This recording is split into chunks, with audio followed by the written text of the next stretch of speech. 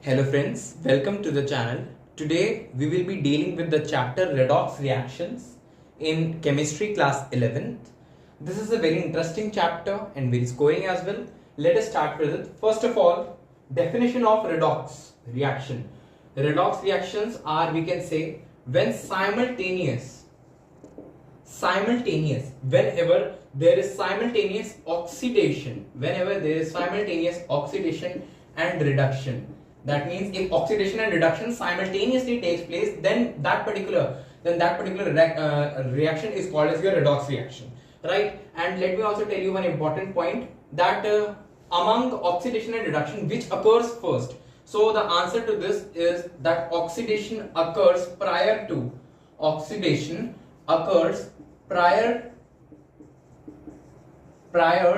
that of reduction, because in oxidation there will be loss of electron. First of all there will be loss of electron, then only there will be gain of the electrons, right? Now after this statement, let us move on to the rules for oxidation state, which are very important. Now the rules for oxidation state. See, the rules for oxidation state. First of all, the first rule which we can see over here is that the oxidation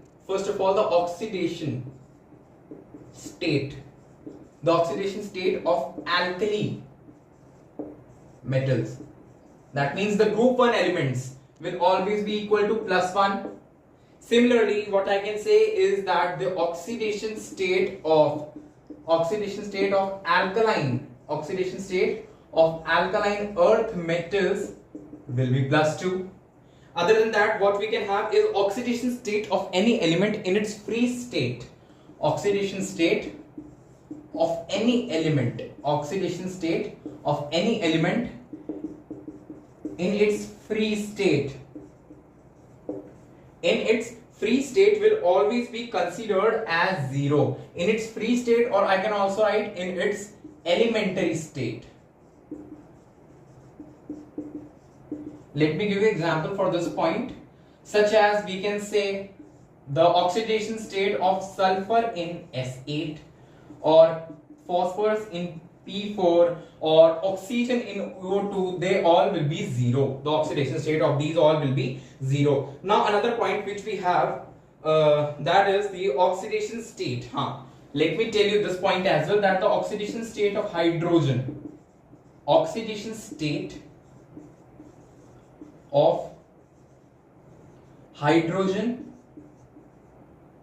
is always +1. Oxidation state of hydrogen is always +1, except the metal hydrides, I would say, except the metallic hydrides.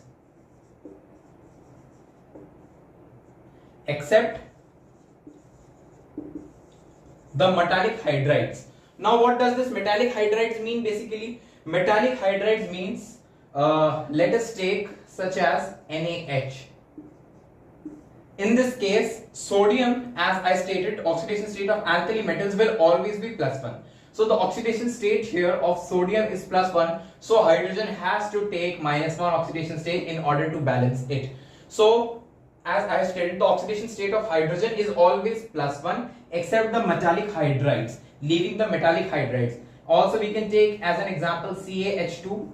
This is an example of, we can say, alkali metallic hydride, and this is an example of alkaline earth metallic hydride. Here calcium is having an oxidation state of +2, and hydrogen is going to have an oxidation state of -1, and -1 into 2 will be -2. That's why I stated that oxidation state of hydrogen is always equals to +1 except the metallic hydrides. Now moving to the fifth point.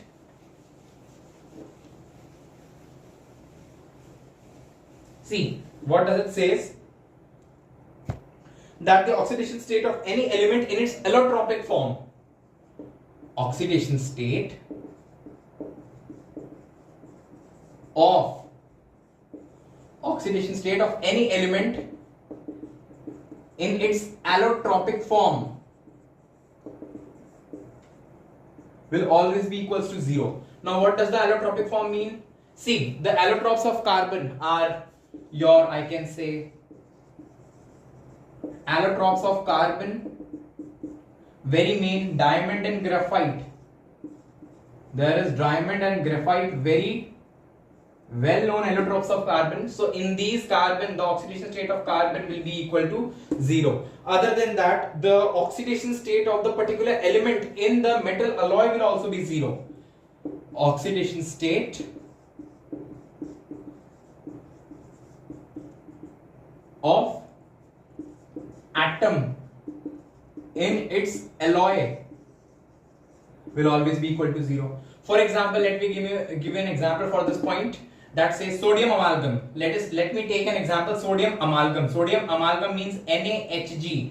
So if I wanted to find that what is the oxidation state of sodium in case of sodium amalgam, so I can write that the oxidation state of sodium and sodium amalgam is equals to 0. Right? Other than that, now after these points, let us move ahead. See, the main thing, the oxidation state of oxygen is still left. Let me discuss that also. The oxidation state of oxygen. See, this point is very important because this point links the S block elements chapter as well. The oxidation state of for oxygen is always -2 except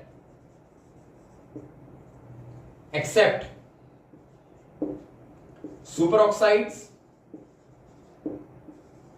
and peroxides. Always write their examples, then only you will be easily able to tell that what is the oxidation, what is the exact oxidation state of oxygen in these. See, for superoxides I can write an example KO2, and for peroxide we can write an example Na2O2.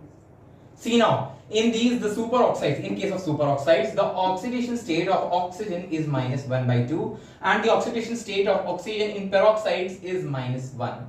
See, so that is why we say oxidation state for oxygen is always -2, and this is in case of metallic oxides, right? This is in the case of metallic oxides. Like for an example, we can have calcium oxide where calcium is having +2 and oxygen is having -2, right? So superoxides are going to have an oxidation state of -1/2 and peroxides are going to have an oxidation state of -1, right? Now after these, let us move ahead.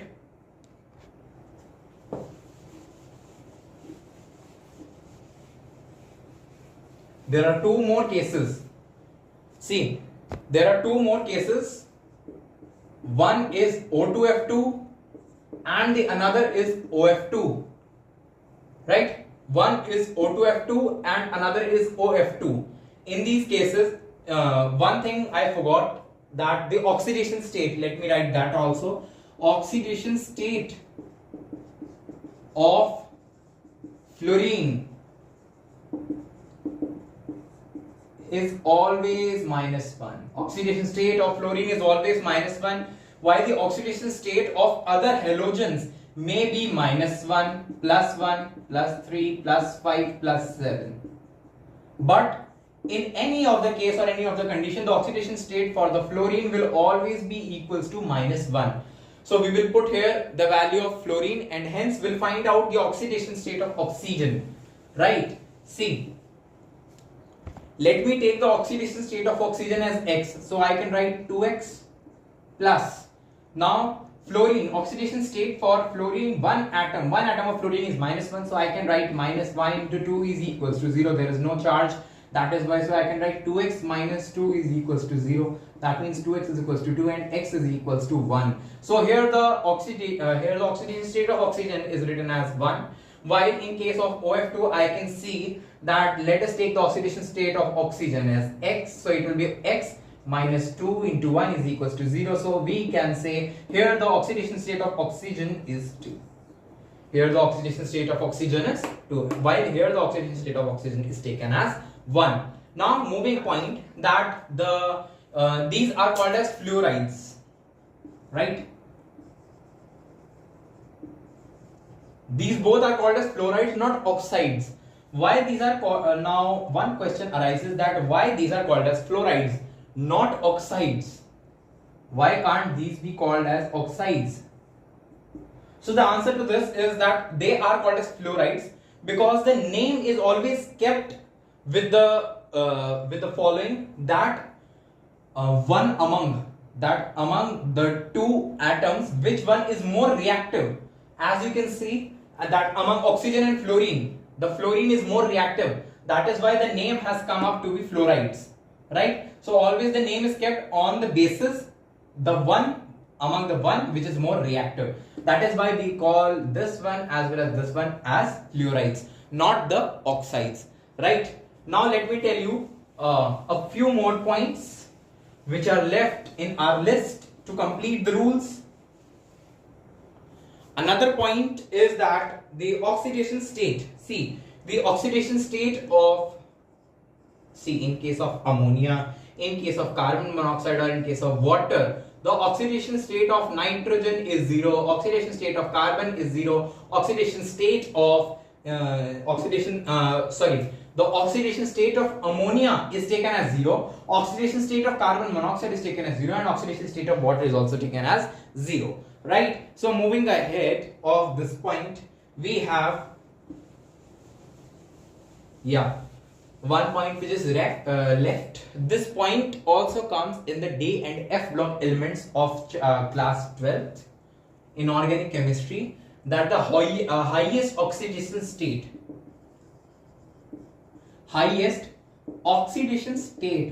possible for any element is +8.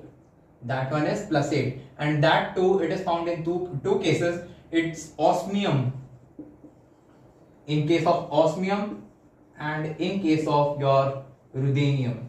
Osmium and in the case of ruthenium, the oxidation state of +8 is found.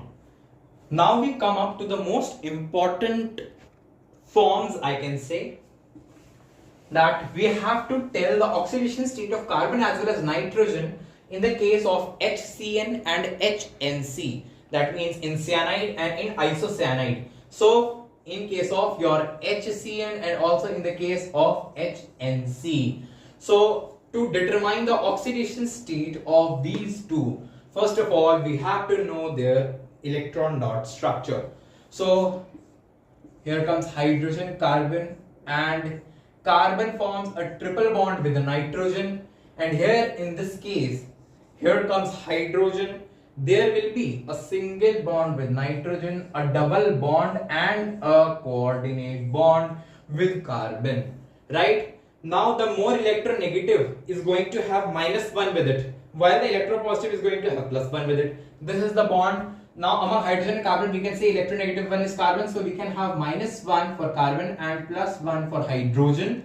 And similarly among carbon and nitrogen, what we can see is that nitrogen is more electronegative. That is why there are 3 bonds, so we can write -3 over here, and for carbon we can write +3 over here. So the net oxidation state for carbon is 3 - 1, that is +2, and the oxidation state of nitrogen here comes up to be -3.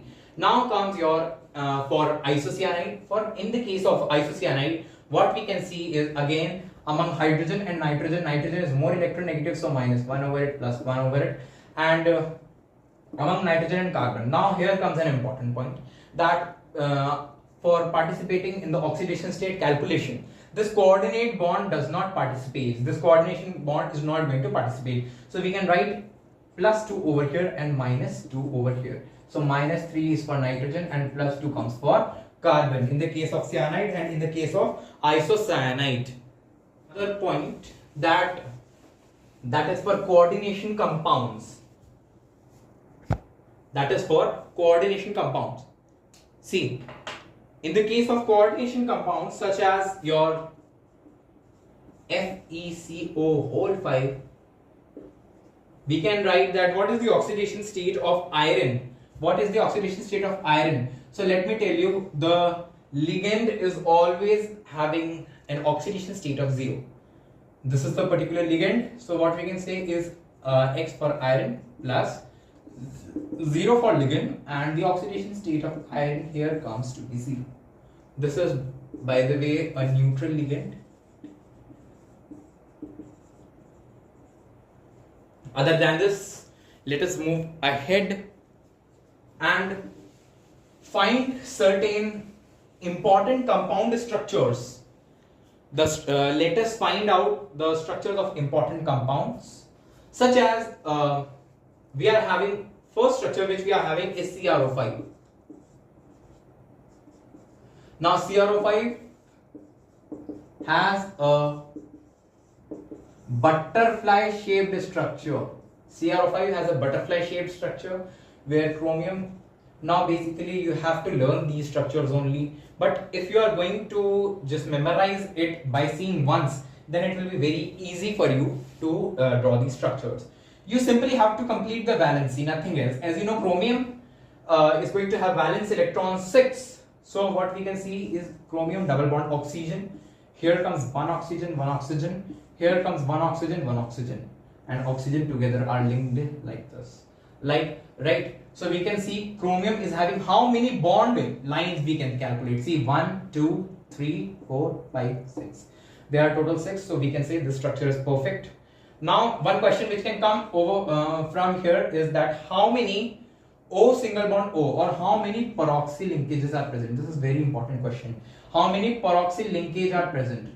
How many peroxy linkage are present? And peroxy linkage is considered to be oxygen single bond oxygen. As you can see that there are basically 2 peroxy linkages present in CrO5. Other than this, let us find the oxidation state. Now among chromium and oxygen, you know oxygen is more electronegative. So this is a single bond. That is why we can have -1 for oxygen, +1 for chromium for this oxygen. For this oxygen there are double bonds, so we can have -2 for this oxygen, +2 for this oxygen, +2 for chromium. For this bond, first of all, for this bond, oxygen is going to have -1, chromium is going to have +1. For this chromium and oxygen, oxygen is going to have -1, chromium +1. And among the last chromium and oxygen group, chromium is going to have -1 and chromium and oxygen is going to have -1 and chromium is going to have +1. Now let us add these, so we will obtain +6. So we can say the oxidation state of chromium in CrO5 is +6. Now let us come to another structure. After CrO5, after the structure of CrO5, let us move to another structure, that is of Br3O8.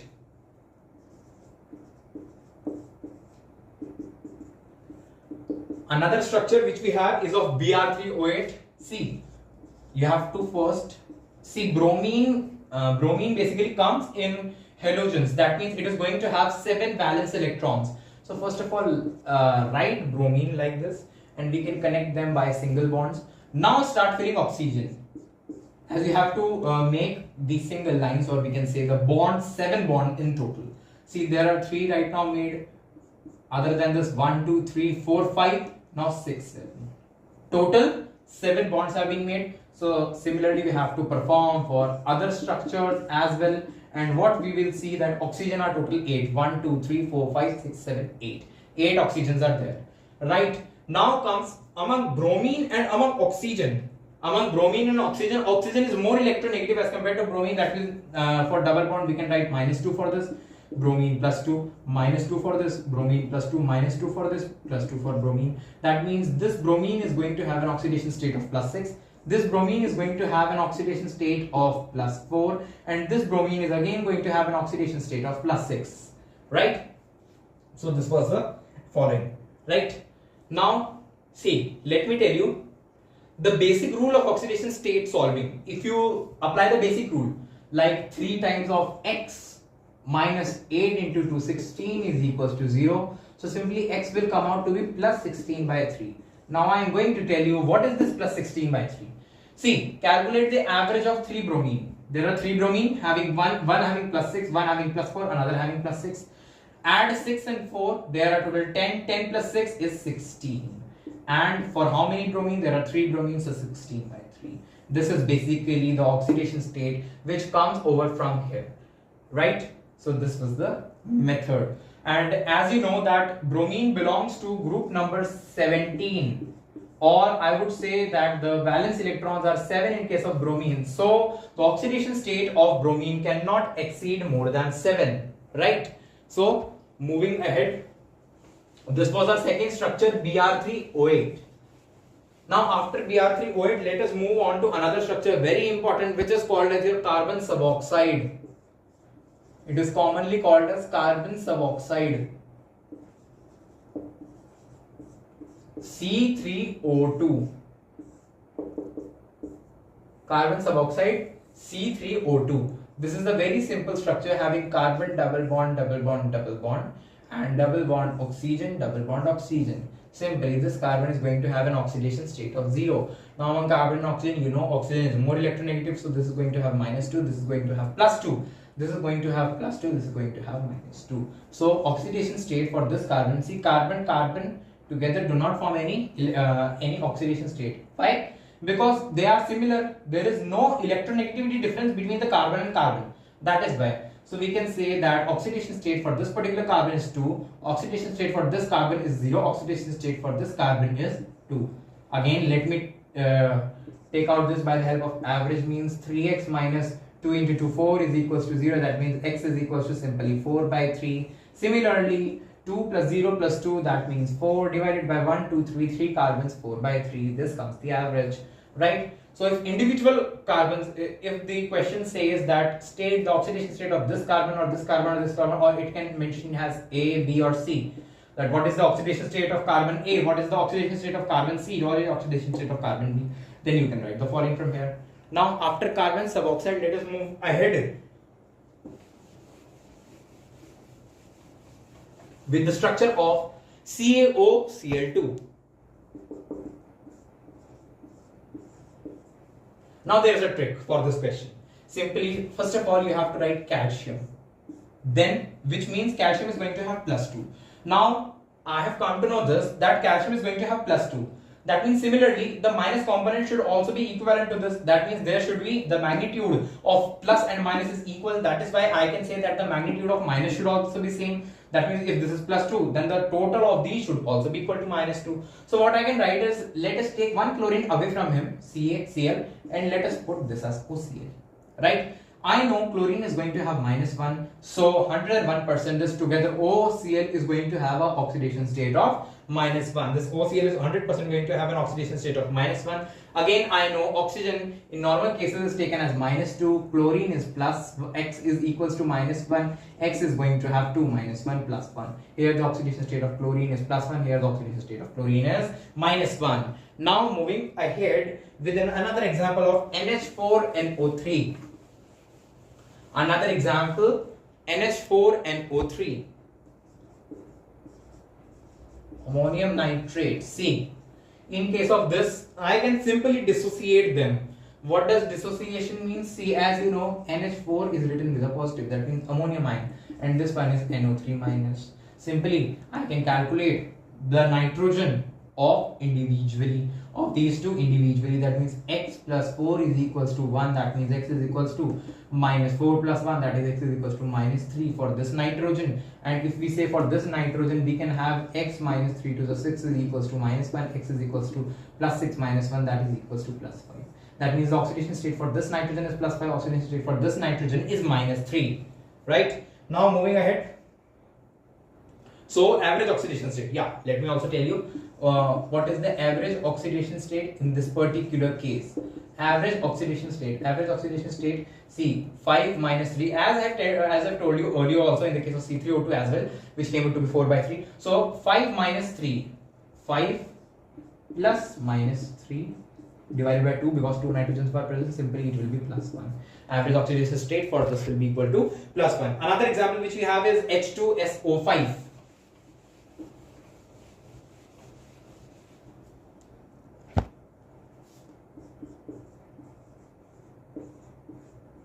Another example is H2SO5. Now see, sulfur is going to have 6 in its oxidation, in its valence electrons, so we can have double bond oxygen as here, double bond oxygen as here. Now see, 2 oxygens are involved, that means your total 3 oxygens are left. So I can write is like this, 1 oxygen here, and this oxygen connected to hydrogen because they are H2. So 1, 2, 3, 4, 4 oxygen done, 5th oxygen as this, right? So among oxygen and sulfur, what I can see is oxygen is more electronegative, so oxygen attains a -2 charge. One bond having 1 minus 1, so 2 bond having 2. That means this sulfur can have +2 for this. For this it is -2. For this it is +2. Now among oxygen and sulfur, oxygen can have -1. This is having +1. This is having -1. This is having +1. Now, so 1, 3, 4, 4, 5, 6. So total 6 oxidation state is of sulfur in case of H2SO5. Right? Moving ahead. Now see, if you would have done this by the case of average, 2 plus x minus 5 to 10 is equals to 0. See, now this comes out to be 8, which is not at all possible for sulfur, because sulfur is having only 6 electrons in its valence shell. That is why we have to draw this particular structure and calculate the following, right? After H2SO5, let us see another structure of H2S2O8, peroxo disulfate, I can say.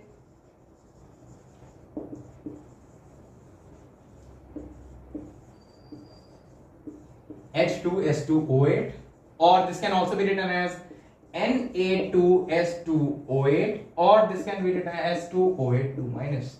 Now in the case of Na2S2O8, if we replace these H2 by sodium, then it is simply Na2S2O8.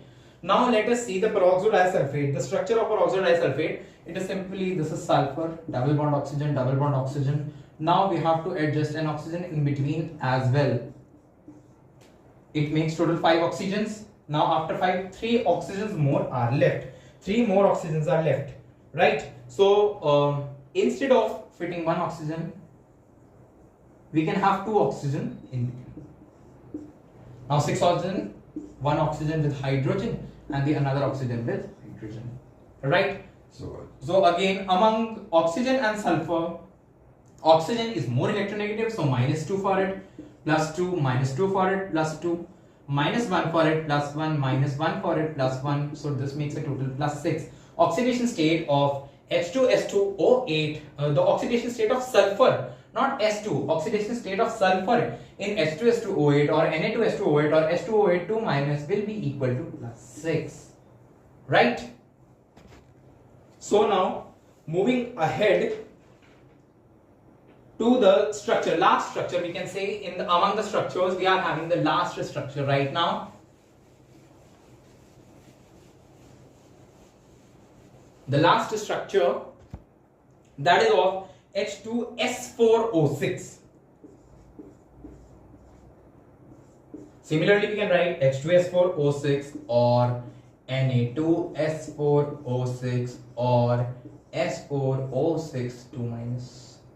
If I'm going to replace hydrogen by sodium, then it simply makes Na2S4O6. Now for the structure, see what I'm going to do. This is sulfur, again sulfur, sulfur, sulfur, sulfur, double bond oxygen, sulfur, double bond oxygen, double bond oxygen. This makes a total 4 oxygens, right? So again 2 oxygen gets involved with hydrogen. So now again see, as we saw in the case of carbon suboxide, similarly comes here, there is no electronegativity difference between these two. That is why the oxidation state for this sulfur is 0, oxidation state for this sulfur is particularly 0, and oxidation state for this sulfur, this is -2, this is +2, this is -2, this is +2. Now no involvement among here, this one is -1, this one is +1. So I can say that +5 oxidation state is for this sulfur, and similarly +5 oxidation state is going to be for this sulfur. How? See, -2, +2, -2 for this, +2 for this, -1 for this, +1 for this. 2, 2, 4, 4, 1, 5. So oxidation state for this sulfur is +5, oxidation state for these two sulfurs is 0, and oxidation state for this sulfur is also +5. Now this completes our structures for the structure making in case of oxidation states. Let us deal with the redox types of redox reactions as well as the balancing methods for your neutral medium, acidic medium and basic medium in the next video. Thank you.